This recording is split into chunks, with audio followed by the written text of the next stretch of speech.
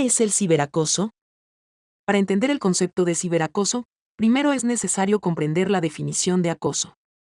Según el Diccionario de Psicología de la Asociación Americana de Psicología, el acoso es un comportamiento físico amenazante y agresivo persistente o un abuso verbal dirigido hacia otras personas, especialmente hacia aquellas que son más jóvenes, más pequeñas, más débiles o que se encuentran en alguna otra situación de relativa desventaja. UNICEF define el ciberacoso como el acoso mediante el uso de tecnologías digitales. Puede tener lugar en redes sociales, plataformas de mensajería, plataformas de juegos y teléfonos móviles. Se trata de un comportamiento repetido, dirigido a asustar, enfadar o avergonzar a quienes son su objetivo.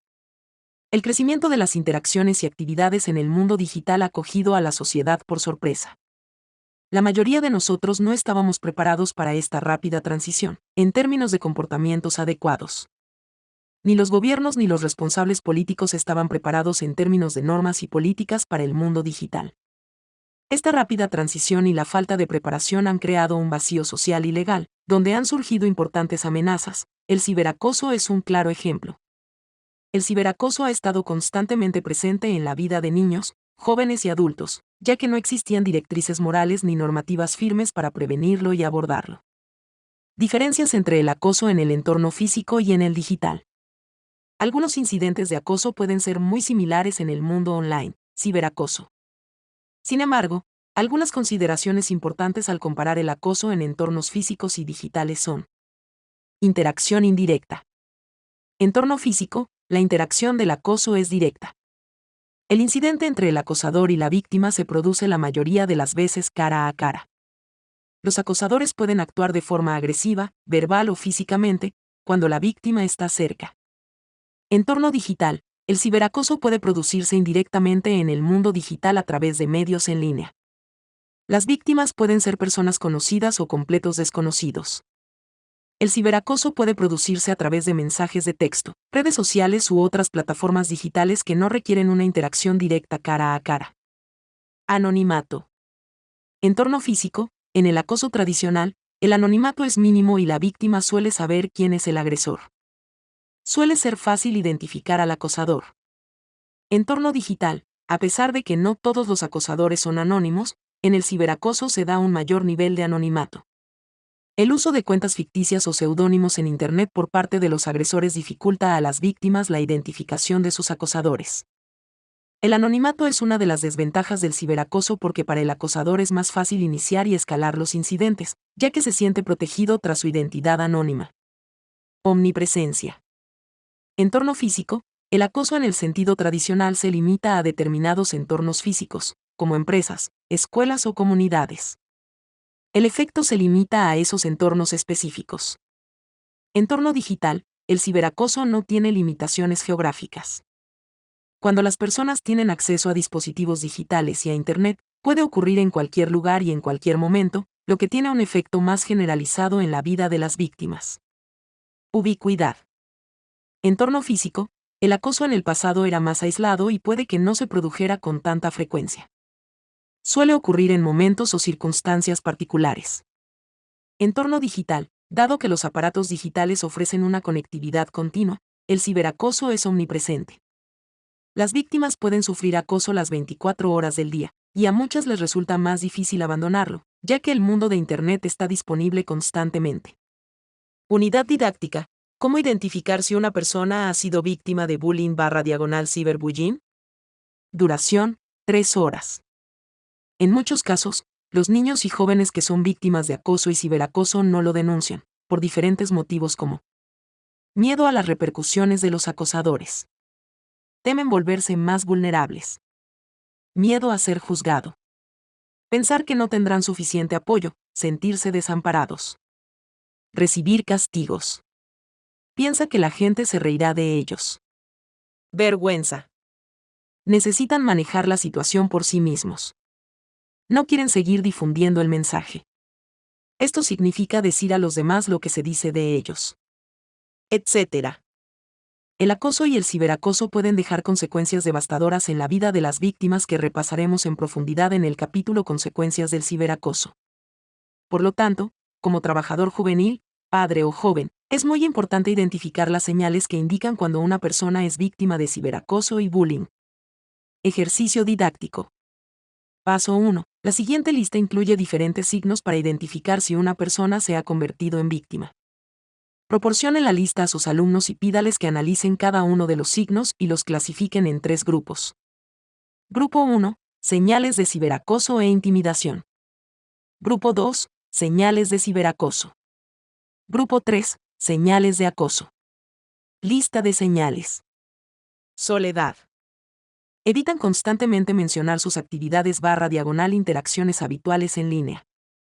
El joven / niño pierde interés por las personas y las cosas. Pérdida de amigos. El joven / niño reacciona emocionalmente a lo que ve en su dispositivo riéndose, enfadándose o sintiéndose infeliz. Se eliminan o sustituyen los perfiles en redes sociales del joven / niño. Dolores de cabeza constantes. Trastornos alimentarios. Lesiones inexplicables. Dolores de estómago constantes. Baja autoestima. Hablar del suicidio. Falta de concentración. Evitar ir al trabajo, al colegio, situaciones sociales, etc. Pérdida o destrucción de pertenencias. Cuando hay otras personas alrededor, el joven / niño esconde su pantalla. Autodestructivo. Depresión. Trastornos del sueño y pesadillas. Ser infeliz en entornos específicos, como la escuela, el trabajo, las actividades de ocio, etc. Bajo rendimiento en la escuela / trabajo. Ansiedad. Aumento o disminución repentina del uso de dispositivos digitales. Paso 2. Compartir con el grupo los resultados.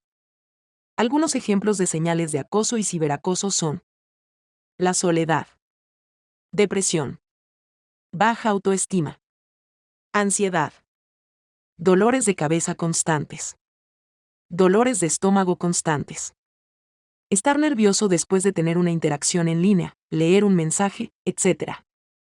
Trastornos alimentarios. Bajo rendimiento en la escuela / trabajo. Evitar ir al trabajo, al colegio, situaciones sociales, etc. Pérdida de amigos. Autodestructivo. Hablar del suicidio. Lesiones inexplicables. Trastornos del sueño y pesadillas. Falta de concentración. Otros signos de ciberacoso son: se eliminan o sustituyen los perfiles en redes sociales del joven / niño. Estar nervioso después de tener una interacción en línea, leer un mensaje, etc. Un joven / niño reacciona emocionalmente a lo que ve en su dispositivo riéndose, enfadándose o sintiéndose infeliz. Aumento o disminución repentina del uso de dispositivos digitales. Cuando hay otras personas alrededor, el joven / niño esconde su pantalla. Evitan constantemente mencionar sus actividades / interacciones habituales en línea. El joven / niño pierde interés por las personas y las cosas. Otros signos de acoso son: ser infeliz en entornos específicos, como la escuela, el trabajo, las actividades de ocio, etc. Pérdida o destrucción de pertenencias. Paso 3. Tras analizar los resultados, pida al grupo que piense en más signos para cada uno de los grupos. Concédales un poco de tiempo y luego pídales que compartan sus respuestas. Paso 4. Después de hacer la lista definitiva, haz algunas reflexiones preguntando a tus alumnos. ¿Eres capaz de identificar si alguien está siendo víctima? ¿Conoces a alguien que pueda estar sufriendo ciberacoso o bullying? ¿Has sido víctima? En caso afirmativo, ¿cree que ha tenido algunos de estos signos? Mencione al grupo algunas de las razones por las que las víctimas no denuncian. A continuación, pregunte: si usted fue víctima, ¿buscó ayuda? En caso afirmativo, ¿qué ocurrió? En caso negativo, ¿por qué? Paso 5. Pide al grupo que haga un cartel para cada uno de los grupos y pégalo en tus instalaciones. Pide también a tus alumnos que hagan fotos de los carteles y las suban a sus redes sociales. Tipología del ciberacoso. Acoso. El diccionario de Cambridge define el acoso como un comportamiento ilegal hacia una persona que causa sufrimiento mental o emocional, que incluye contactos repetidos no deseados sin un propósito razonable, insultos, amenazas, tocamientos o lenguaje ofensivo. Según el estudio Online Harassment and Cyberstalking, Victim Access to Crisis, Referral and Support Services in Canada, Concepts and Recommendations, el autor, Randy McCall menciona que el acoso en línea puede manifestarse de forma directa e indirecta hacia la víctima. Acoso directo en línea. Es cuando la víctima recibe directamente, a sus cuentas online, redes sociales, correo electrónico, WhatsApp, etc., mensajes intimidatorios, vergonzosos, irrespetuosos, agresivos, etc. Acoso indirecto en línea. Cuando la víctima es atacada en otros medios distintos de sus cuentas personales, grupos de redes sociales, foros, sitios web, etc. Por ejemplo, publicar mensajes falsos bajo el nombre de la víctima. Inicio de un sitio web para calificar los aspectos físicos de la víctima. Suscribir a la víctima a cuentas de aplicaciones o servicios, sin su permiso. Etc. Amenazas en línea. Las amenazas en línea se refieren a cualquier tipo de comunicación intimidatoria o hostil, declaraciones o mensajes enviados a través de medios digitales, con el objetivo de herir, atemorizar o coaccionar al objetivo. Las amenazas en línea se dividen en amenazas explícitas. Se trata de amenazas para dañar a la víctima, como amenazas físicas, amenazas de daños materiales u otras actividades que pueden causar angustia emocional. Las amenazas explícitas se dirigen claramente a la víctima, por ejemplo, vigila tu espalda porque te golpearé. Si no me envías más fotos, bloquearé tu ordenador. Si no me envías el dinero, borraré tu cuenta. Etc. Amenazas implícitas.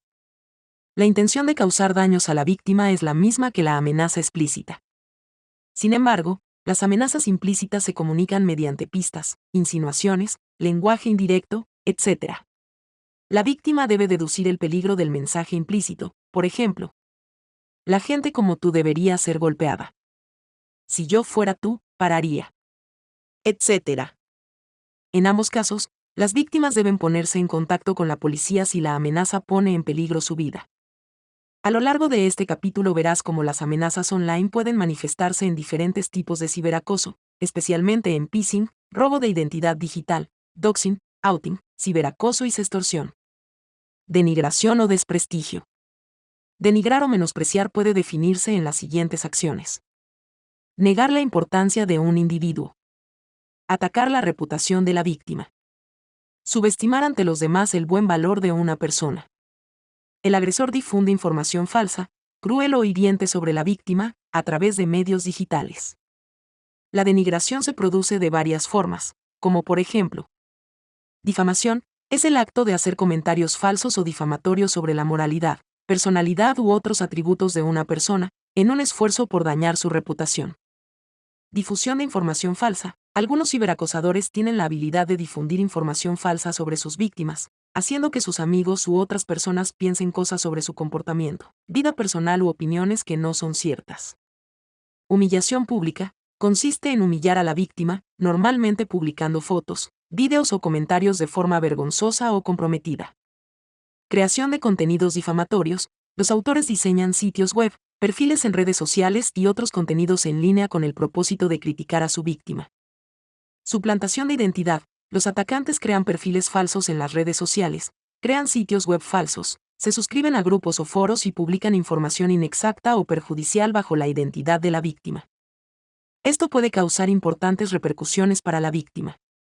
Desfigurar perfiles. Los agresores pueden atacar los perfiles de las víctimas en las redes sociales a través de la sección de comentarios, publicando en sus perfiles, etc., afectando a su reputación. Denigración a través de las palabras. La denigración puede dirigirse a un individuo o a un grupo concreto. A veces, sin intención de herir a nadie, podemos estar utilizando un vocabulario que menosprecia el valor de un grupo. Por ejemplo, unidad didáctica, el arte de los cotillas. Duración, 90 minutos. El objetivo de esta actividad es explorar y comprender en profundidad cómo los cotillas pueden denigrar a las personas, afectando a su reputación. Paso 1. Divida a sus alumnos en parejas. Evite que estas parejas estén formadas por amigos íntimos. Intente establecer parejas de alumnos que no tengan una interacción constante. Paso 2. Da 10 minutos a las parejas para que se presenten. Cada persona debe decir a sus compañeros 3 afirmaciones verdaderas sobre sí misma. Paso 3. Pide a cada persona que pase al frente y presente a su compañero. Esta persona debe compartir las 3 afirmaciones verdaderas y presentar una afirmación falsa adicional sobre el otro. La afirmación falsa debe ser realista. Evita decir afirmaciones falsas que sean muy fáciles de identificar. Mi compañero fue a la luna. Mi compañero habla todos los idiomas del mundo, etc. Paso 4. Pide al resto del grupo que vote para determinar cuál de las afirmaciones, 1, 2, 3 o 4 es falsa. Paso 5. Desvela la afirmación falsa y compara los votos. Paso 6. Realice el mismo proceso con cada uno de sus alumnos. Paso 7. Hágales las siguientes preguntas de reflexión. ¿Has sido capaz de identificar todas las declaraciones falsas de tus compañeros? ¿Fue más fácil identificar declaraciones falsas en amigos íntimos que en personas que no conoces muy bien? ¿Cómo pueden las declaraciones falsas llevar a cambiar la vida de una persona? ¿Por qué crees que los demás pueden creer en los chismes? ¿Cómo se pueden distribuir fácilmente los cotilleos? ¿Qué tipos de cotillas te encuentras normalmente en el mundo digital? ¿En qué medio de comunicación encuentras cotilleos más a menudo? ¿Cómo reaccionarás en el futuro cuando oigas un chisme? Esta actividad es importante porque los participantes tendrán la oportunidad de examinar ejemplos reales de cotilleos procedentes de sus compañeros. Los participantes aprenderán que un cotilla puede desempeñar un papel importante, especialmente en el mundo digital. Los cotillas pueden influir en la opinión pública. Si el cotilleo es bueno, se distribuirá rápidamente. Los cotillas pueden relacionarse con problemas sociales más amplios. Los cotillas pueden afectar a la imagen y el bienestar de una persona, etc. Enmascaramiento, catfishing, phishing, usurpación de identidad digital. La suplantación de identidad se produce cuando el acosador crea un perfil social, un correo electrónico o una cuenta falsos para molestar a una persona a través de Internet. La víctima es contactada a través de una de estas vías, cuya apariencia parece provenir de otra persona. La suplantación de identidad es el primer paso para cometer otros tipos de ciberacoso. Pesca del gato. El diccionario de Cambridge define al siluro como alguien que finge en las redes sociales ser otra persona, con el fin de engañar o atraer a otras personas.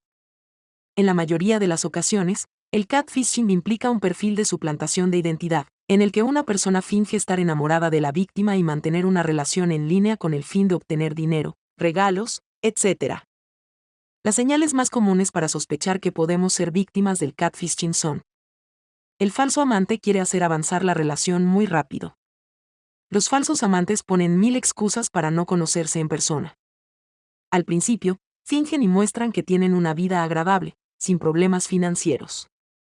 De repente, los falsos amantes tienen una situación conflictiva, por ejemplo, problemas de salud, accidentes, etc. Y piden ayuda económica. Sus historias sobre sí mismos y su familia pueden tener contradicciones y falta de coherencia. Falta de seguimiento de sus perfiles personales.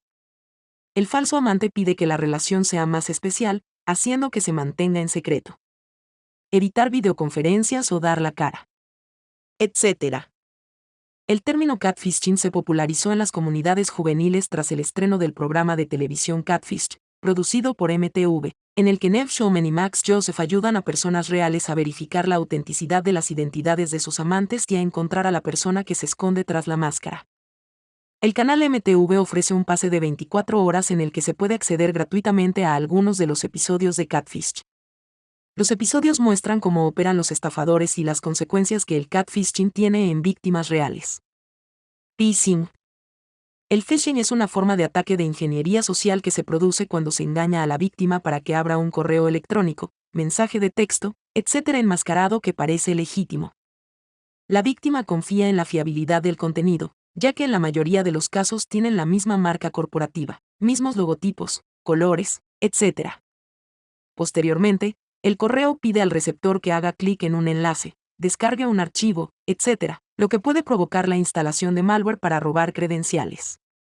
Además, al hacer clic en el enlace, los usuarios pueden acceder a un sitio web falso que parece idéntico al original, donde se les pide que faciliten información confidencial como contraseñas, cuentas bancarias, etc. Ejemplos. Correo electrónico procedente de un atacante que se hace pasar por Amazon. El atacante pide que se descargue un documento para leer más detalles sobre la actividad inusual de la cuenta. Sin embargo, el archivo podría estar infectado con malware. Correo electrónico ilegítimo de iCloud. El correo pide a la víctima que haga clic en el botón para verificar la información con el fin de desbloquear la cuenta. En este caso, normalmente después de hacer clic en el botón, las víctimas serán dirigidas a un sitio web falso donde iniciarán un proceso de inicio de sesión que incluye escribir su contraseña. Correo electrónico que simula ser enviado por un importante banco de España. Como en los ejemplos anteriores, el atacante intenta hacer creer a la víctima que su cuenta bancaria ha sido bloqueada. Al hacer clic en el botón confirmación de información, la víctima será engañada para que proporcione sus datos bancarios. ¿Qué ocurre cuando el atacante consigue la información personal? A continuación se muestran algunos ejemplos de lo que hacen los atacantes después de tener acceso a las credenciales y a la información sensible de las víctimas. Violación de datos. Doxing, publicar en Internet información personal o profesional de la víctima. Pedir dinero a las víctimas para recuperar sus documentos, fotos, información, etc. Pedir dinero a las víctimas para tener acceso a su ordenador, cuentas, etc. Modificación en los sistemas informáticos de la víctima. Bloqueo de cuentas, sin posibilidad de recuperarlas. Dirigir a las víctimas a sitios maliciosos, spam, etc. Tener acceso a la red de una empresa, etc. Conseguir dinero de cuentas bancarias. Comprar cosas, etc. Robo de identidad. El robo de identidad se produce cuando el atacante roba información personal y confidencial, y la utiliza para actividades fraudulentas. La información más común que los ladrones buscan robar son nombres completos de las víctimas, fechas y lugares de nacimiento de las víctimas, números de la seguridad social, dirección física, dirección de correo electrónico, número de teléfono, número de pasaporte o de documento de identidad, licencia de conducción, números de cuenta financiera, PIN bancarios, información de la tarjeta de crédito, número, fechas de caducidad, códigos de seguridad, nombre del titular, membresías, afiliaciones, información sobre la empresa y los trabajadores. La identidad se puede robar de diferentes maneras, pero las más comunes son a través de phishing o mediante la creación de perfiles similares en las redes sociales con fotos robadas de las publicaciones públicas en las redes sociales de la víctima. Algunas de las actividades fraudulentas cometidas por el ladrón de identidad son: fraude financiero. Los ladrones de identidad utilizan la información robada para solicitar préstamos, tarjetas de crédito, realizar pagos no autorizados, etc. Fraude médico. Conseguir fraudulentamente medicamentos recetados, tratamientos médicos, prestaciones del seguro, etc. Fraude fiscal. Pueden presentar declaraciones de la renta ficticias a nombre de la víctima en un intento de obtener devoluciones u otras ventajas económicas. Ingeniería social. Mediante la manipulación de los datos robados, los ladrones de identidad pueden engañar a otras personas para que revelen más información privada, iniciando una reacción en cadena de actividades fraudulentas. Contactar con amigos y familiares. Los ladrones de identidad entran en la cuenta de las redes sociales o crean un perfil similar al de la víctima para ponerse en contacto con sus amigos. Los atacantes se hacen pasar por las víctimas y dicen a sus amigos que están pasando por una mala situación. Tras establecer un estrecho contacto con ellos, los ladrones proceden a pedirles dinero. Fraude laboral. Podrían utilizar los datos robados para conseguir trabajo, lo que podría causar problemas en el historial laboral de la víctima, impuestos, prestaciones, etc. Actividad delictiva. Los ladrones pueden utilizar la identidad robada para fines ilegales, como eludir a las autoridades policiales, proporcionar identidades falsas a la policía, etc. ¿Cómo prevenir el phishing y el robo de identidad? No abras archivos adjuntos en correos electrónicos sin saber quién es el remitente y confirmar que realmente te ha enviado ese correo. Confirma también con ellos que el correo contiene un archivo adjunto y que saben de qué se trata. Ignora los correos electrónicos con errores ortográficos, Amazon en lugar de Amazon o Instagram en lugar de Instagram, etc. Intenta acceder directamente desde el sitio web legítimo, en lugar de hacerlo desde el enlace del correo electrónico. Por ejemplo, accede a tu cuenta de Amazon directamente desde el sitio web para comprobar si la cuenta está realmente bloqueada. No hagas clic en los enlaces, URL de los correos electrónicos a menos que sepas quién te los ha enviado. Refuerza tu cerebro y tus contraseñas. Aunque sean difíciles de memorizar, el uso de contraseñas complejas puede evitar que seas víctima de estos ataques. Evita la fecha de nacimiento, los nombres de las mascotas u otros detalles fáciles que el ladrón pueda probar como contraseña. No utilices los nombres de tus mascotas, etc. en las preguntas para restablecer tu contraseña. Utiliza contraseñas diferentes para sitios diferentes. Si es posible, utiliza la autenticación de 2 factores en tus cuentas. Se trata de una capa adicional en la que primero los usuarios teclean sus nombres de usuario y contraseñas. Después, la cuenta les pide más información, por ejemplo un código que los usuarios reciben a través de un mensaje de texto en sus móviles. Nunca entres en ventanas emergentes. Algunas de ellas podrían no ser seguras. Cierre la sesión y reinicie el ordenador cuando termine de utilizarlo. Escanee su ordenador con frecuencia. Utilice un programa antivirus y manténgalo actualizado. Asegúrese de que el programa es de empresas legítimas. Utilizar un cortafuegos. Actualiza tu sistema operativo. Las actualizaciones del sistema tienen nuevos parches de seguridad que te ayudarán a tener el ordenador más protegido. No entre en sitios web que su navegador le notifique que podrían no ser seguros. Divulgación de información, doxing y outing. La divulgación de información puede hacerse de varias formas y con distintos fines. Doxing o doxing. Doxing/doxing es cuando alguien revela información personal sobre otra persona, sin su permiso. Parte de la información se publica en los medios de comunicación en línea es direcciones, firma, detalles del lugar de trabajo, contraseñas, números de teléfono personales, números de la seguridad social, antecedentes familiares, detalles sobre la educación, fotos personales, videos personales, correspondencia privada, antecedentes penales, datos personales embarazosos, cuenta bancaria, datos de la tarjeta de crédito, número del documento nacional de identidad, etc. La evolución del término doxing comienza en los años 90, a partir de la palabra documents. El término dropping docs se originó cuando documents se abrevió a docs y posteriormente a docs. Dropping docs era una táctica empleada por los ciberdelincuentes para revelar las verdaderas identidades de los ciberdelincuentes rivales. Estos perdían su anonimato al revelar sus verdaderos nombres, lo que los hacía visibles para las fuerzas de seguridad y cualquier otra persona que intentara localizarlos. ¿Cómo recopilan información los atacantes? Rastreo de nombres de usuario. ¿Sueles utilizar los mismos nombres de usuario en diferentes cuentas? Eres más vulnerable a un doxing. Para los atacantes es fácil rastrear tu nombre de usuario, lo que les lleva a todos tus sitios web, aplicaciones, perfiles de redes sociales, etc. Búsqueda de dominios.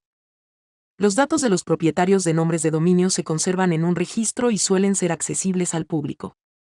El comprador del dominio web debe mantener en secreto sus datos personales durante el proceso de compra. De lo contrario, los atacantes podrán encontrar información personal, como el número de teléfono, la dirección, etc. Phishing. Es una forma de ataque de ingeniería social que se produce cuando se engaña a una víctima para que abra un correo electrónico, mensaje de texto, etc. enmascarado que parece legítimo.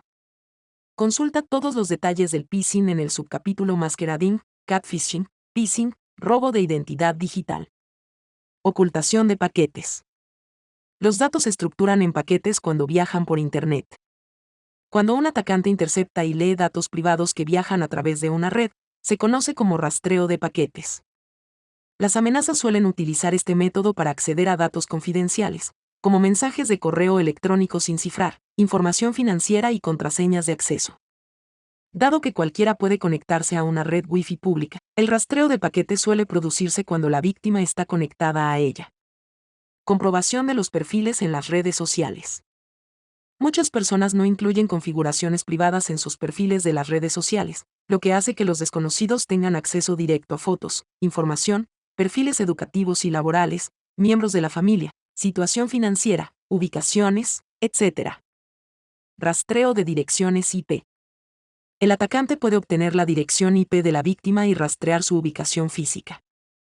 Mediante técnicas de ingeniería social, el atacante utiliza la dirección IP para convencer al ISP de la víctima de que le proporcione más información sobre ella. Seguimiento del número de móvil. Los atacantes pueden utilizar su número de móvil para buscar más información sobre la víctima. La búsqueda del número de móvil puede llevar a diferentes redes sociales, sitios web de páginas blancas, etc. El doxing puede hacerse con diferentes intenciones, como intenciones de venganza o castigo. Alarma de causa. Causar miedo a la violencia o incitar a la violencia. Intimidación. Humillación. Causa acoso. Dañar la reputación de la víctima. Etc. Salida. Para algunas personas de la comunidad LGBTQ+, el camino del autodescubrimiento y la revelación de su identidad de género u orientación sexual es un proceso personal. Es fundamental comprender que cada persona tiene un procedimiento diferente. Algunas personas pueden revelar su identidad LGBTQ y a una edad temprana, mientras que otras pueden tardar años en comprender y aceptar su identidad. Además, algunas personas pueden tener dudas a la hora de revelar esta información, ya que pueden enfrentarse a diferentes retos en sus vidas, como discriminación y estigmatización, acoso, violencia, rechazo por parte de familiares y amigos, consecuencias del trabajo, rechazo en los colegios, consecuencias jurídicas en algunos países, falta de redes de apoyo, creencias religiosas y culturales, etc. El proceso de autodescubrimiento y revelación puede ser violado por otras personas. En el mundo digital, un tipo de ciberacoso se denomina outing. Outing es revelar la orientación sexual o la identidad de género de una persona, sin su permiso. En las comunidades digitales, la divulgación puede tener repercusiones negativas de gran alcance, sobre todo porque cuando se revela la identidad, no hay forma de retirar este mensaje. Aunque se puedan borrar fotos, vídeos u otra información, el objetivo principal del mensaje ya está revelado. ¿Por qué preocupan las salidas en nuestra sociedad moderna? El estudio Long Way to Go for LGBTI Equality de la Agencia de los Derechos Fundamentales de la Unión Europea ofrece cifras sobre los índices de divulgación en Europa. El 53% de las personas LGBTI encuestadas casi nunca dicen abiertamente que son LGBTI. 23% dicen que son muy abiertos. Los encuestados LGBTI más jóvenes son menos abiertos que los mayores. Encuestados de 15 a 17 años, solo el 5% es muy abierto. Encuestados de 18 a 24 años, solo el 12% es muy abierto. Encuestados mayores de 55 años, el 36% son muy abiertos. Los encuestados LGBTI con niveles educativos más altos, 27% tienen casi el doble de probabilidades de ser muy abiertos que los que tienen niveles educativos más bajos, 14%. El 61% de los encuestados evita siempre o a menudo las simples muestras de afecto en público, es decir, cogerse de la mano. 1 de cada 3, 33% evita siempre o a menudo ciertos lugares por miedo a ser agredida, amenazada o acosada. El 26% de los encuestados oculta ser LGBTI en el trabajo. Una persona puede tomárselo en serio cuando decide revelar su orientación sexual o su identidad de género, debido a los factores externos existentes. La discriminación no es una autopercepción o un temor. La discriminación es real hacia las personas LGBTQ y de todas las edades, en todos los entornos, con cifras preocupantes detalladas en el estudio Long Way to Go for LGBTI Equality. 21% se sintieron discriminados en el trabajo en el año anterior a la realización de la encuesta de este estudio, 2019. El 10% se sintió discriminado al buscar trabajo en el año en que se realizó la encuesta de este estudio, 2019. 37% se sintieron discriminados en otros ámbitos distintos a laboral, escuela, universidad, vivienda, cafetería, restaurante, bar, club nocturno, servicios sanitarios o sociales, tiendas, o tras mostrar un documento de identidad. El 55% de los transexuales y el 59% de los intersexuales se sienten discriminados en estos ámbitos de la vida. El 53% de los encuestados de entre 15 y 17 años sufrieron discriminación en algún ámbito de la vida.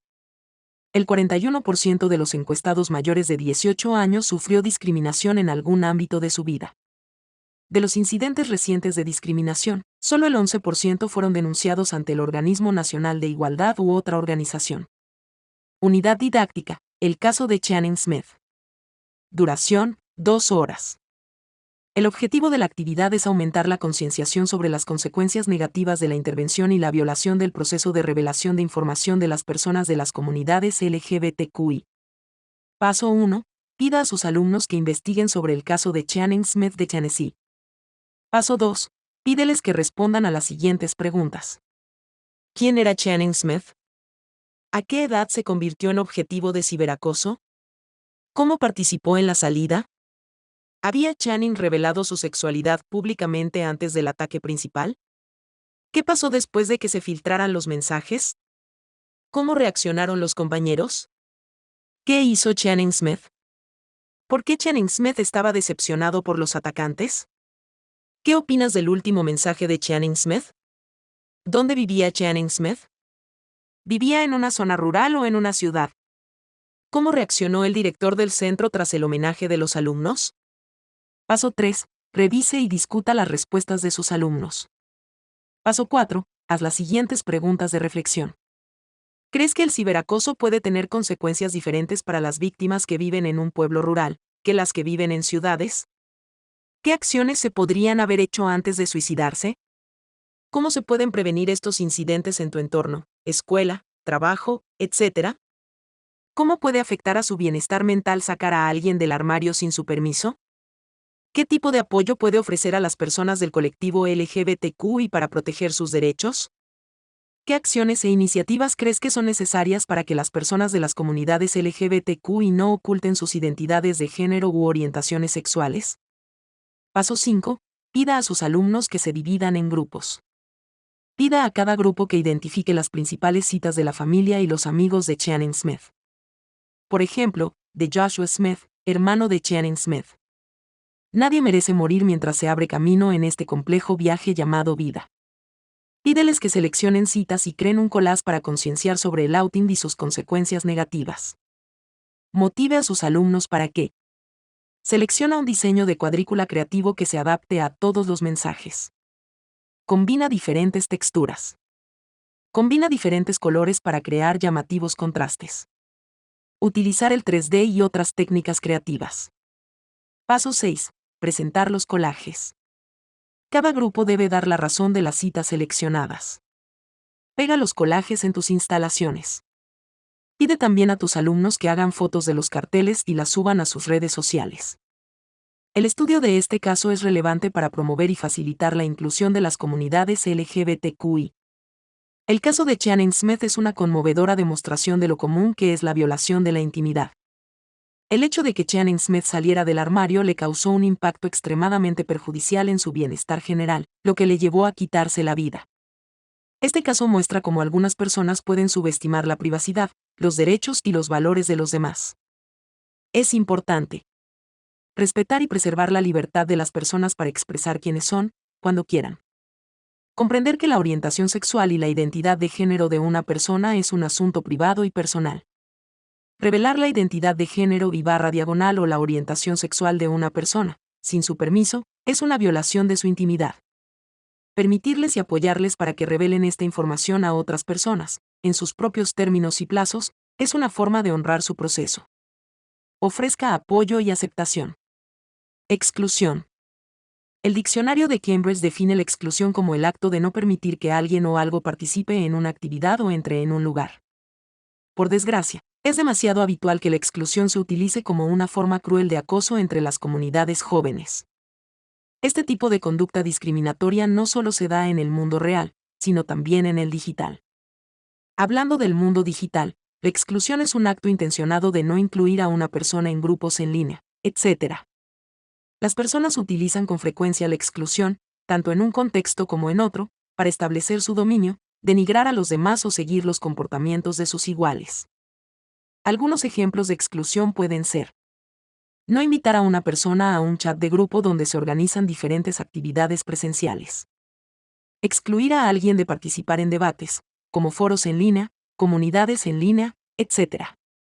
No añadir a una persona a un grupo de chat de amigos para hablar cosas negativas de ella. Pedir a los demás que eliminen a la víctima de sus cuentas en las redes sociales. Ignorar a la víctima cuando comparta su opinión, haga preguntas, etc. Etcétera. Algunas consecuencias negativas sobre la exclusión son: en algunos casos, la víctima mantiene una relación de amistad cara a cara con el grupo que le excluye. El desconocimiento del motivo de la exclusión afectará a esta relación. La persona excluida puede ser víctima de otros ataques de ciberacoso. Puede acelerar el proceso de ser ciberacosado de otras formas. Las personas excluidas no saben lo que planean los demás, no tienen posibilidades de prevenir o defenderse. La exclusión digital provoca aislamiento y exclusión en el mundo real. Etcétera. Ciberacoso. El ciberacoso se produce cuando una persona ejerce un control, seguimiento y acoso obsesivo sobre otra, mediante el uso de tecnologías digitales. Las acciones de ciberacoso pueden escalar y salirse de control de forma rápida, poniendo la vida de las víctimas en verdadero peligro. El ciberacoso tiene diferentes niveles de escalada. Como muchos otros peligros de Internet, el ciberacoso comienza en muchos casos de forma discreta e inofensiva. Es posible que al principio las víctimas no presten mucha atención a los primeros indicadores de ciberacoso. El primer nivel puede empezar con bromas, mensajes inofensivos, cumplidos o incluso conductas pasivo-agresivas a través de medios online. Sin embargo, el ciberacoso puede evolucionar a un nivel medio, en el que los ciberacosadores pueden empezar con acoso, mensajes irrespetuosos, etc., suscitando preocupación y angustia en las víctimas. Además, el ciberacoso puede evolucionar a un tercer nivel, en el que los ciberacosadores continúan con intimidaciones, amenazas, ataques dañinos, agresiones en las que la víctima está en peligro, no solo en el mundo digital, sino en el real. En algunos casos, los acosadores cometen daños físicos contra sus víctimas. Algunos comportamientos de ciberacoso son: seguimiento de los movimientos de alguien mediante tecnologías de localización, GPS como aplicaciones, aparatos GPS, etc. Buscar dónde irá la víctima y hacer encuentros accidentales. Envío repetido de mensajes no deseados a través de correo electrónico, mensajería instantánea, mensajes de texto, etc. Mensajes o peticiones de amor o sexo demasiado insistentes. Contacto obsesivo a través de varias cuentas online. Usar aplicaciones de espionaje. Decir a la víctima que está controlada, sin ocultar posibilidades. Mensajes agresivos y amenazas constantes. Etcétera. Lamentablemente, el ciberacoso puede convertirse en un problema muy frecuente en las relaciones amorosas, especialmente cuando uno o ambos miembros de la pareja muestran celos extremos y una necesidad constante de controlar las acciones del otro.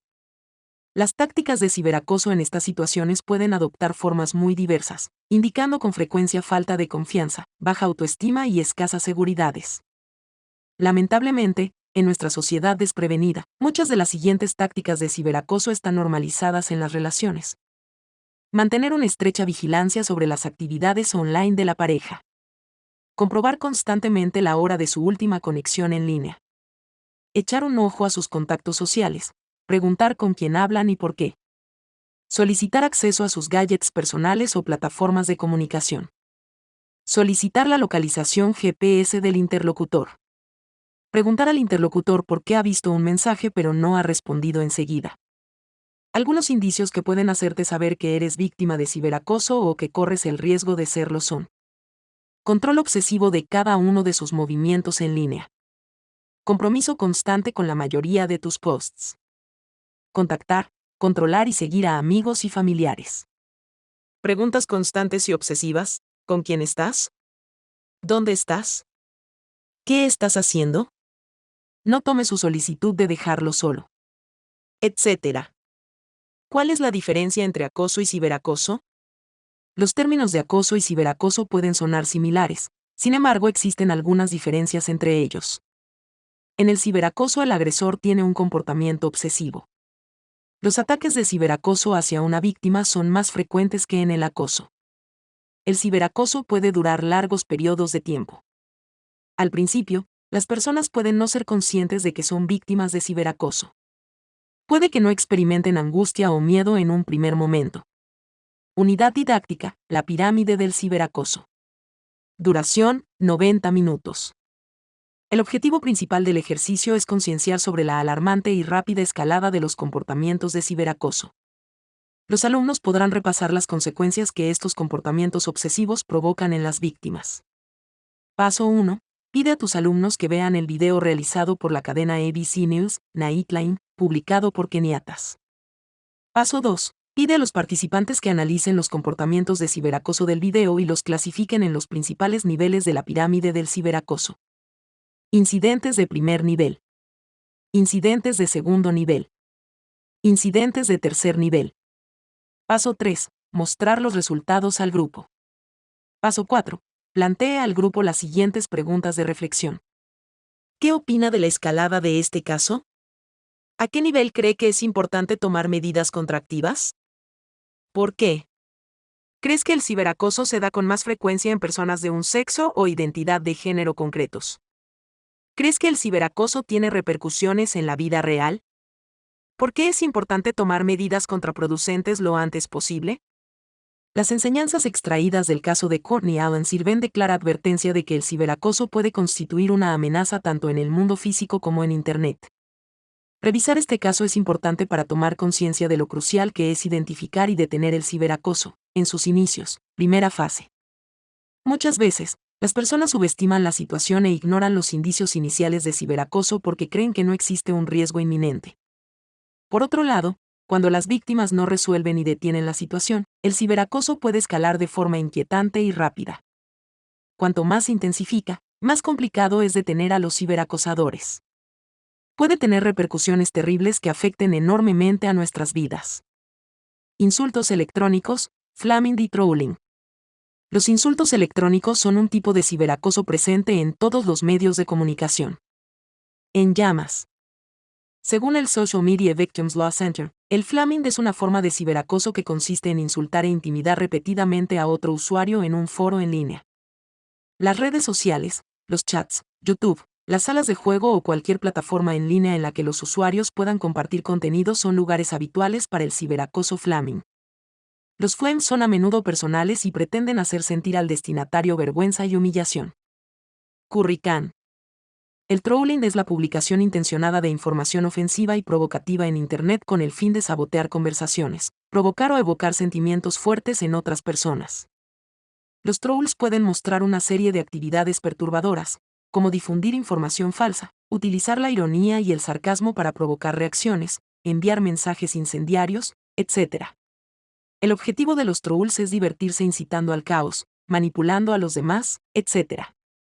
Feliz bofetada.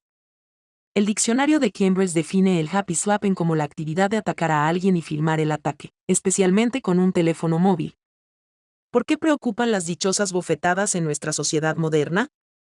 Save the Children ofrece algunas cifras preocupantes en su sitio web. Aproximadamente 76.643 jóvenes en España han sido víctimas de bofetadas felices durante su infancia. En el 61% de los casos de bofetadas felices, los agresores son amigos o compañeros. La edad media a la que sufrieron la feliz bofetada por primera vez fue de 14 años. En nuestra sociedad moderna y desprevenida, cada vez es más frecuente ver constantes vídeos compartidos en las redes sociales, sitios web, blogs y diversas plataformas en línea, que muestran diferentes actos de agresión, física, verbal, sexual. Lo verdaderamente preocupante es la tendencia a presentar estos vídeos de forma aparentemente humorística. Por otro lado, una razón importante detrás de la creación y difusión de bofetadas felices radica en el deseo de convertirse en virales y en la búsqueda de beneficios económicos y fama. Esto ha dado lugar a una tendencia preocupante en la que los actos de violencia, las bromas, los enfrentamientos, etc. se trivializan a menudo en aras del entretenimiento.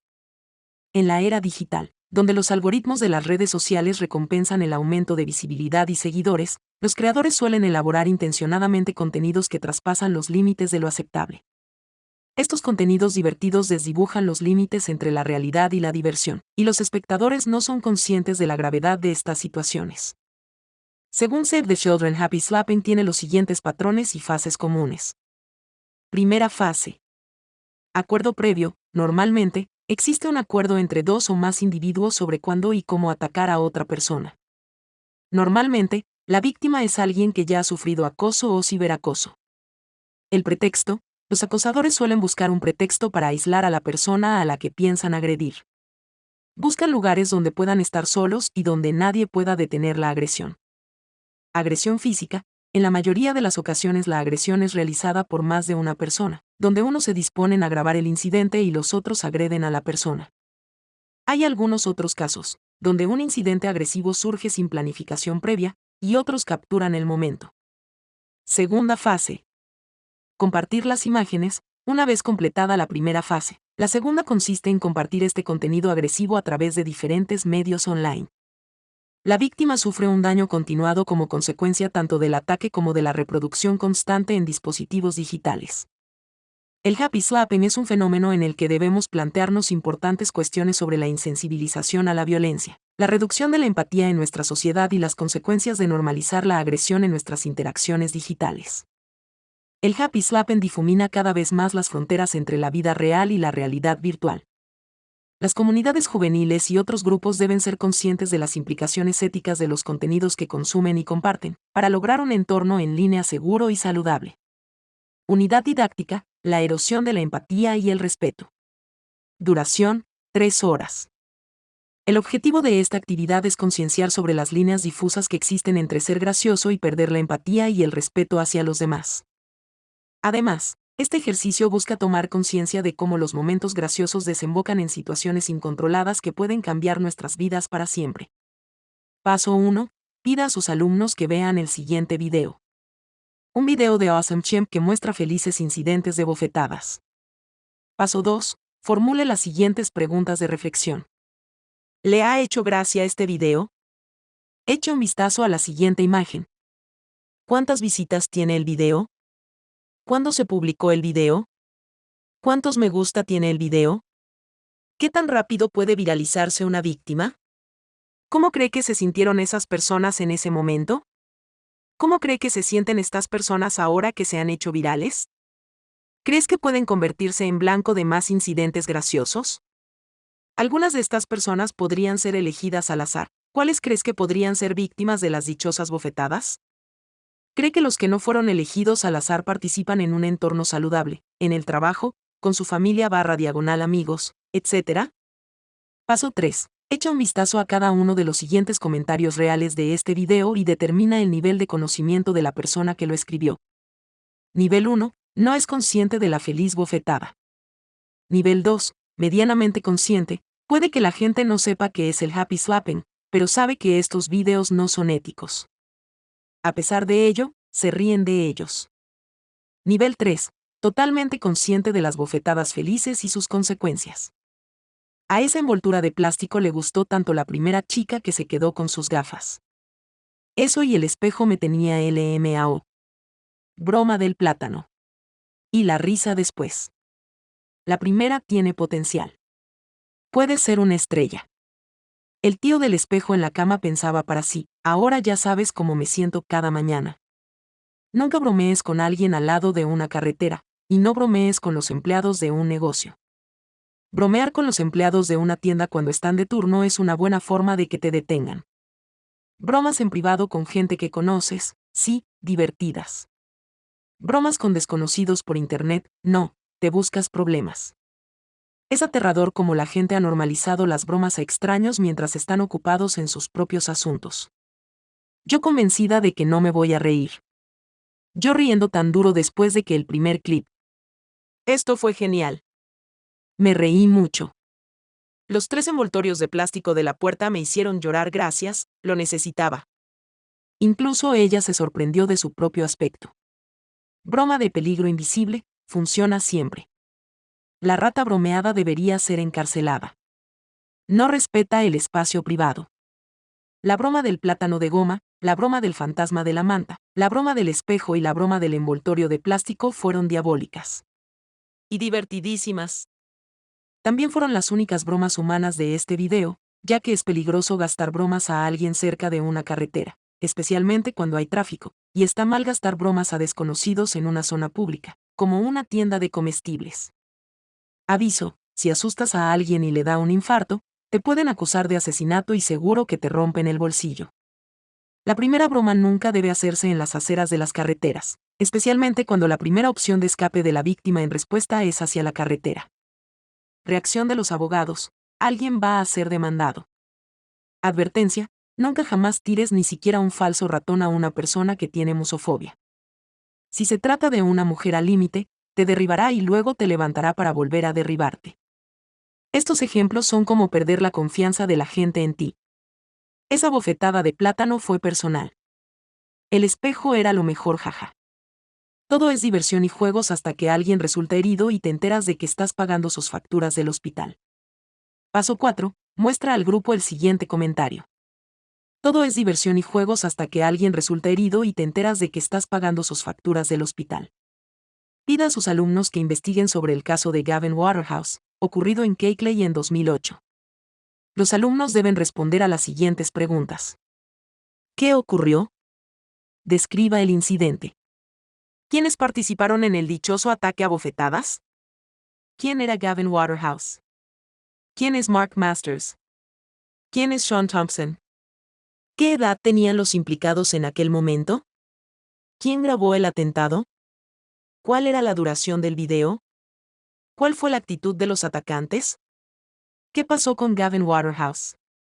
¿Qué condena recibieron Mark Masters, Sean Thompson y la chica que grabó el video? Paso 4. Revise en grupo las respuestas. Formule las siguientes preguntas de reflexión. ¿Cree que los atacantes sabían en ese momento la gravedad de la situación? ¿Cree que la chica que grabó el incidente era consciente de que estaba participando en un delito? ¿Cómo los 15 segundos de video cambiaron la vida de la niña? Cuando los agresores terminaron, se fueron riendo y empezaron a compartir el video. Al hacer esto, ¿qué valor crees que estaban dando los atacantes a la vida de Gavin Waterhouse? ¿Qué opinas al respecto?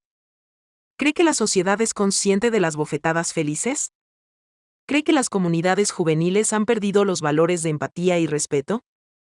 ¿Cree que grupos de otras edades también han perdido estos valores? ¿Crees que las bofetadas de felicidad se dan con más frecuencia en personas de un sexo o identidad de género concretos? ¿Crees que es fácil que un feliz incidente de bofetadas pueda salirse de control y provocar daños perjudiciales? ¿Cómo se pueden prevenir estos sucesos? ¿Qué harías si estuvieras presenciando un feliz incidente de bofetadas? Alerta de spoiler. No lo lea hasta que termine el caso. La importancia de estudiar estos casos anteriores de Happy Slapping radica en el contraste inequívoco entre las motivaciones iniciales de los agresores y las consecuencias que se derivan. En muchos casos, los agresores se dedican al Happy Slapping como una forma equivocada de disfrute, con un deseo casual de divertirse a costa de los demás. Algunos de los comentarios de los vídeos muestran a espectadores pasivos, que sin darse cuenta normalizan estos comportamientos, al reírse de estos momentos. La gravedad de la situación no se percibe hasta que las cosas se complican. Es crucial ser consciente de que las bofetadas felices conllevan graves repercusiones.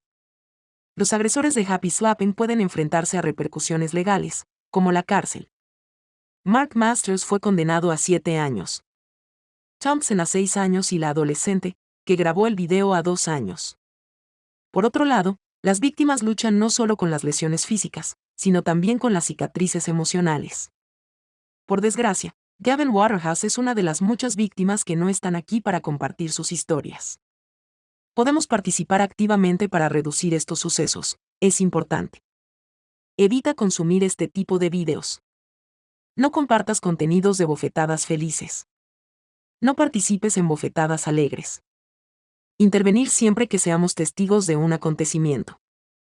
Informar a las autoridades siempre que veamos un incidente de bofetadas alegres.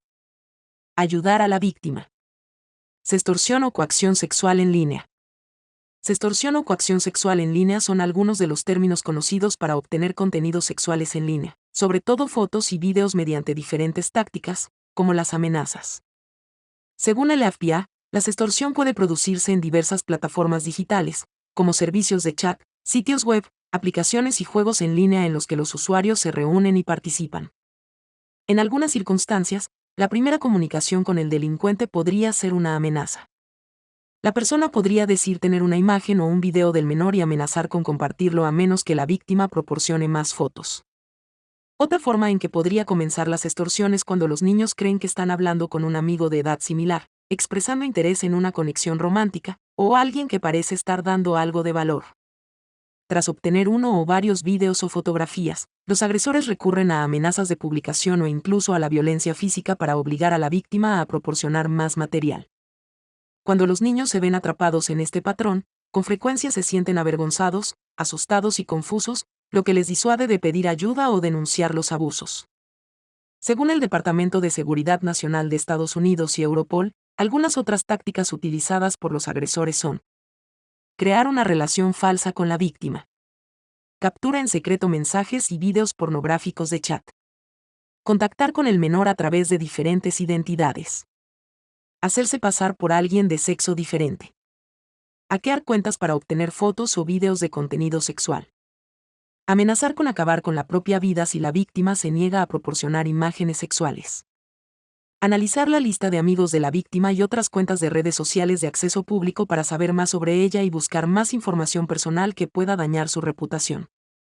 Reciprocidad: si tú me enseñas, yo te enseño. En primer lugar, ofrecer al niño/joven algo a cambio de contenido sexual explícito, como dinero o drogas. Fingir ser empleado de una agencia de modelos. El FBI también ha observado un aumento de la extorsión financiera, en la que los autores obtienen material sexual y luego amenazan al menor con publicarlo, a menos que envíe tarjetas regalo o dinero. La suma exigida puede variar, y el agresor suele exponer el contenido sexual explícito de la víctima independientemente de que se efectúe o no el pago. El FBI afirma que esta escalada de peligro ha provocado trágicamente un alarmante número de casos de suicidio. Europol ofrece algunas cifras preocupantes en su sitio web. Los depredadores en línea se dirigen ahora a víctimas de tan solo 7 años. Las víctimas infantiles femeninas son sometidas en mayor grado a material sexualmente explícito, ya que el 84% son víctimas de esta coacción, mientras que las víctimas infantiles masculinas lo experimentan en un porcentaje del 53%. Las víctimas masculinas son con más frecuencia objeto de explotación económica, ya que el 32% se enfrenta a este tipo de amenazas, frente a solo el 2% de las víctimas infantiles femeninas. Unidad didáctica: el caso de Ashley Van Ots. Duración: 2 horas. El objetivo de esta actividad es concienciar sobre la importancia de denunciar a la policía la coacción sexual en línea. Paso 1. Proporcione a sus alumnos el siguiente enunciado. En 2009, cuando tenía 14 años, Ashley Van Ots era una adolescente alegre que sentía una profunda pasión por el deporte y destacaba tanto en sus estudios como en su vida social. También le gustaba llevar un diario, que llenaba con cariño de anotaciones destinadas a que su yo futuro las descubriera. Por desgracia, en ese año le ocurrió algo que no pudo contar a nadie, ni siquiera a su diario. Paso 2. Pide a tus alumnos que busquen en Internet más información sobre el caso de Ashley Van Ots. Puede proporcionarles los siguientes videos para obtener más ayuda. Víctima de extorsión habla, un video en el que Ashley Van Ots habla de su caso. Un agente especial habla del caso de extorsión, un video en el que un agente del FBI comenta el autor del delito. Paso 3. Pídeles que respondan a las siguientes preguntas. ¿Quién es Ashley Van Ots? ¿Qué le ha pasado? ¿Por qué accedía a las peticiones del agresor? ¿Cuáles fueron las razones por las que se negó a contárselo a sus padres o a otra persona? ¿Quién es Lucas Michael Chancellor? ¿Qué tácticas diferentes utilizaba Lucas con sus víctimas? ¿Cuántas adolescentes fueron víctimas de las tácticas de Lucas? ¿Cómo fue Lucas capturado por la policía? ¿Cuál fue la sentencia de Lucas? ¿Cuántas víctimas saben que Lucas está en la cárcel? Paso 4. Revise y discuta las respuestas de sus alumnos. Paso 5. Haz las siguientes preguntas de reflexión. ¿Qué crees que pasaría si Ashley hubiera pedido ayuda en el primer momento? ¿Por qué es importante ponerse en contacto con la policía en estos casos? ¿Qué opinas de la declaración del agente del FBI, Larry Meyer? Sabemos que los jóvenes no siempre toman decisiones acertadas. Hoy en día, con un smartphone o una cámara digital, una persona puede hacerse una foto inapropiada y 10 segundos después enviársela a alguien. Una vez que esa foto desaparece, dijo, se pierde todo el control sobre ella, y lo que llevó 10 segundos puede causar toda una vida de arrepentimiento. ¿Cómo interviene el género en estas malas prácticas? Alerta de spoiler. No lo lea hasta que termine el caso. La importancia de este caso radica en que la denuncia de los padres de Ashley al Centro Nacional para Menores Desaparecidos y Explotados, Cybertipline del MEC, fue relevante para atrapar a Lucas Michael Chancellor. Su captura supuso un alivio para casi 350 adolescentes, aunque 250 víctimas podrían no saber que el autor está en la cárcel. La policía se está esforzando por encontrar a estas chicas para reducir su temor a sufrir futuras amenazas, así como para proporcionarles ayuda. Si cree que puede conocer a alguien que podría ser una de estas chicas, no dude en compartir el sitio web del FBI. www.fbi.gov/news/stories/sextortion. Lucas McCutcheon tuvo algunos años para contactar y extorsionar a casi 350 víctimas. Por tanto, cuanto más rápido denuncie una víctima un incidente, menos tiempo tendrá el agresor para ponerse en contacto con futuros prospectos. Funciones del ciberacoso. La mayoría de los incidentes de ciberacoso incluyen una dinámica complicada en la que los individuos están implicados en 3 papeles principales. Estos roles se dividen en función de sus acciones. Bully. El acosador es un grupo o una persona que inicia cualquier comportamiento perjudicial que se incluya en los tipos de ciberacoso, descritos en el capítulo Tipología del ciberacoso. El acosador puede adoptar muchas identidades. Puede ser alguien que la víctima conoce, por ejemplo, un amigo, un compañero de clase, un igual, etc. Los acosadores también pueden ser alguien completamente diferente, como un desconocido al que solo han conocido por Internet. También puede ser un completo desconocido. Por esta razón, el ciberacoso es un fenómeno más complicado que el bullying, porque los agresores pueden proceder del círculo social cercano de la víctima o de una comunidad en línea más amplia. Esto aumenta una mayor variedad de posibles motivos, estrategias y resultados. Unidad didáctica. Test. ¿Soy un matón? El objetivo principal de este test es proporcionar a los alumnos una oportunidad de introspección y autoevaluación para determinar si alguna vez han incurrido en conductas de ciberacoso. Esta prueba es una autoevaluación en la que los alumnos tendrán que ser honestos consigo mismos. Los alumnos no compartirán sus respuestas para evitar juicios. El propósito de la prueba no es condenar, sino promover la autoconciencia y una conducta digital responsable. Paso 1. Pida a sus alumnos que respondan individualmente a las siguientes preguntas. 1. ¿Has publicado alguna vez mensajes falsos con el nombre de la víctima? 2. ¿Has revelado alguna vez información privada, conversaciones privadas o un secreto de un amigo? 3. ¿Has revelado alguna vez tu identidad de género o preferencia sexual a alguien? 4. ¿Has coaccionado alguna vez a una persona para que te envíe fotos u otra información? 5. ¿Has compartido alguna vez fotos o videos inapropiados de un amigo? 6. ¿Alguna vez has amenazado a alguien por Internet? 7. ¿Alguna vez has insultado constantemente a alguien? 8. ¿Has entrado alguna vez en las cuentas personales de una persona sin permiso? 9. ¿Ha controlado alguna vez la vida o los lugares de alguien, por ejemplo de su pareja? 10. ¿Has creado alguna vez una página web falsa de otra persona? 11. ¿Alguna vez has hecho algo en Internet a alguien que pudiera perjudicar su bienestar, causarle ansiedad, miedo, tristeza, etc.? 12. ¿Has dicho alguna vez comentarios que atenten contra la reputación de una persona? 13. ¿Has espiado a alguien por Internet?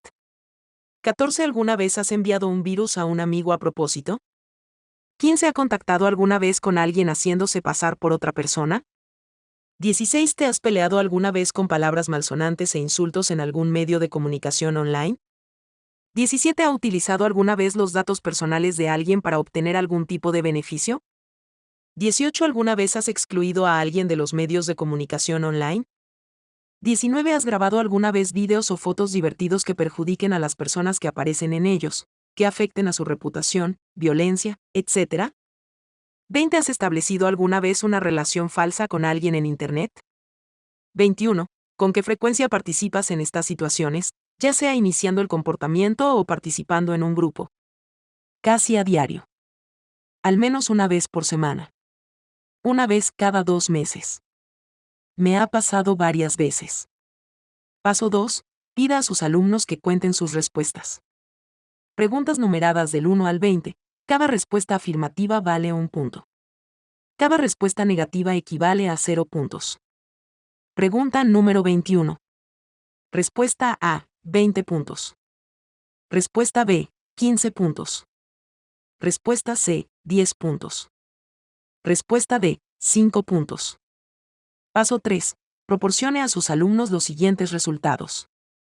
De 15 a 30 puntos, eres un matón a alto nivel.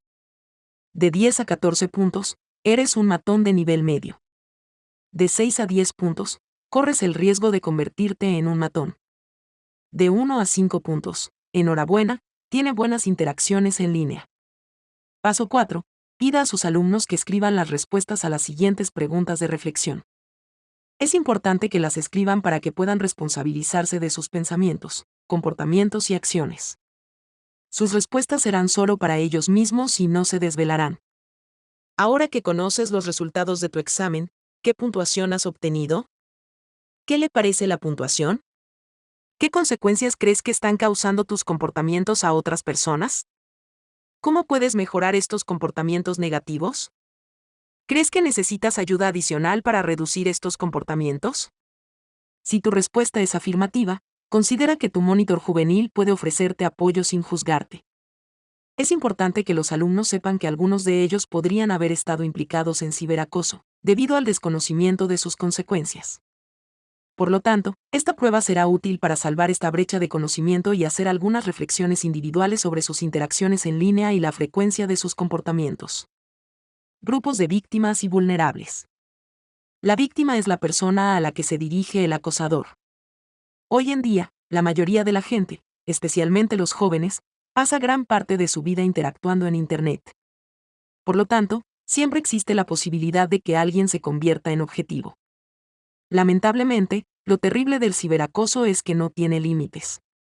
Puede afectar a cualquier persona, independientemente de su edad, origen, aspecto físico, etc. Hoy en día, el ciberacoso ataca a cualquier persona de cualquier personalidad, extrovertida, introvertida, segura de sí misma, tímida, etc. Sin hacer distinciones. Grupos vulnerables. A lo largo del libro encontrarás estadísticas preocupantes sobre las personas que tienden a convertirse en víctimas. Algunos grupos son más propensos a convertirse en víctimas en tipos específicos de ciberacoso. Los adolescentes, jóvenes y adultos jóvenes corren más riesgo. Las personas de las comunidades LGBTQI tienden a ser víctimas del outing. Las chicas suelen estar más implicadas en la coacción sexual. Las personas que interactúan constantemente en Internet corren más riesgo de sufrir ciberacoso. Figuras públicas. Influencers o personas con un gran número de seguidores. Etc. El ciberacoso, cuando se dirige a algunas personas, tiene el potencial de actuar como catalizador para generar y contribuir al discurso del odio. La Estrategia y Plan de Acción de las Naciones Unidas sobre el Discurso del Odio define el discurso del odio como cualquier tipo de comunicación verbal, escrita o de comportamiento, que ataque o utilice un lenguaje peyorativo o discriminatorio con referencia a una persona o a un grupo en función de quiénes son. Estas personas forman parte de grupos basados en su religión, etnia, nacionalidad, raza, color, descenso, género. Otro factor de identidad. Siempre que interactuamos en Internet, es importante tener en cuenta que en el discurso del odio, los acosadores pueden disfrazar sus comentarios y hacerse pasar por las víctimas. Pueden describirse a sí mismos como el grupo bueno y aprovechar las diferencias que existen con el otro grupo para denigrar, etc. Por ejemplo, en el estudio Helping Young People Recognize and Respond to Online Hate the Kids Help Phone, se menciona que uno de los temas recurrentes encontrados en los autores del discurso de odio es que idealizan su pasado y culpan a las víctimas como culpables de su declive. El círculo de roles.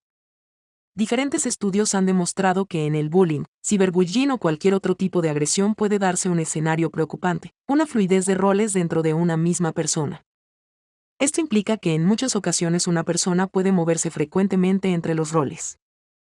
Esto pone de relieve las formas en que las experiencias y comportamientos de las personas pueden alterarse con el tiempo debido a una diversidad de variables como la dinámica social, las experiencias personales, la falta de resiliencia, las influencias ambientales, etc.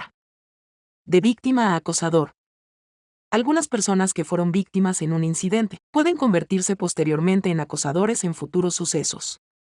Por eso es importante trabajar la salud mental siempre que una persona se convierta en objetivo. De acosador a víctima.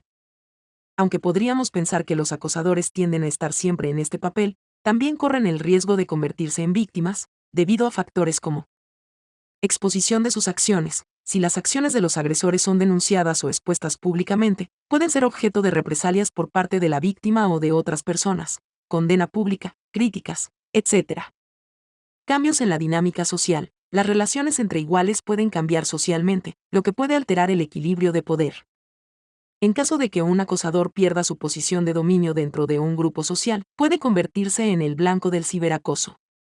Presión de los compañeros. Los compañeros pueden intentar modificar el comportamiento del acosador.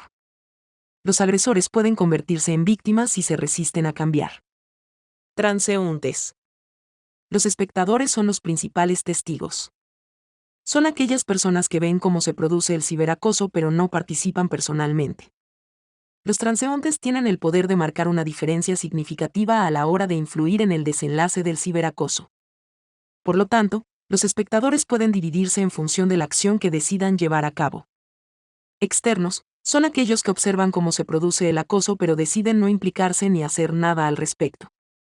Por ejemplo, personas que se quedan mirando los comentarios en línea del acosador, sin compartirlos, reaccionar, etc. Defensores llevan a cabo la acción de abordar el incidente de diferentes maneras. Los defensores pueden interferir, pública o privadamente, para detener el ciberacoso. También pueden denunciar estas malas acciones. Además, pueden prestar apoyo a las víctimas. Por ejemplo, los defensores pueden denunciar un perfil falso a Facebook y contar el incidente a las principales autoridades, trabajadores juveniles, etc. Reforzadores aceptan y alientan la conducta del agresor. Pueden reforzar involuntariamente la conducta negativa riendo, animando o aplaudiendo durante o después del ataque. Por ejemplo, en Facebook, los refuerzos pueden hacerse a través de reacciones positivas, me gusta, me encanta, jaja. Ayudantes apoyan al acosador y se unen al incidente. Por ejemplo, el acosador crea un sitio web para arruinar la reputación de la víctima y los ayudantes le ayudan a compartir el sitio web con toda la comunidad. Unidad didáctica, pisar o aguantar. Duración, 45 minutos.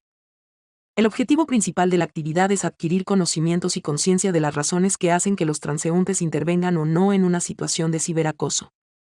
Paso 1. Recorta cada uno de los enunciados siguientes en trozos de papel individuales. Razones por las que los transeúntes intervienen en una situación de ciberacoso. Considera que el ciberacoso está mal. Es amigo de la víctima. Están acostumbrados a actuar bajo valores éticos. Haberse dado cuenta de que el ciberacoso está perjudicando a la víctima. Considera inocente a la víctima. Siente empatía hacia la víctima. Están seguros de que las autoridades, trabajadores juveniles, etc. contrarrestarán los incidentes. Se preocupan por la salud mental y física de la víctima. Razones por las que los transeúntes no intervienen en una situación de ciberacoso. Miedo a convertirse también en víctima por parte del acosador. No conocen a la víctima o no son amigos.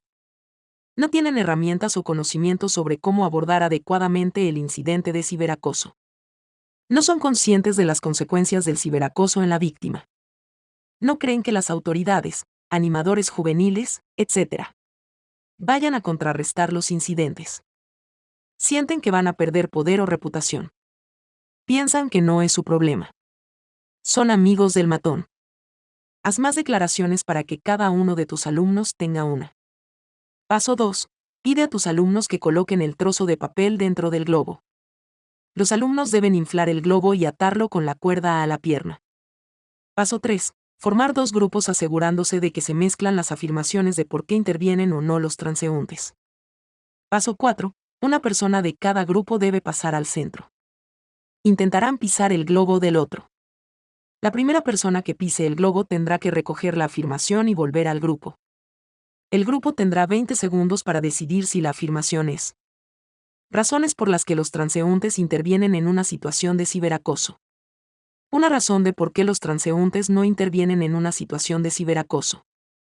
Si la respuesta del grupo es correcta, ganarán un punto. El equipo que consiga más puntos será el ganador. Paso 5. Coloca las distintas afirmaciones en un cuadro y revisa el último resultado.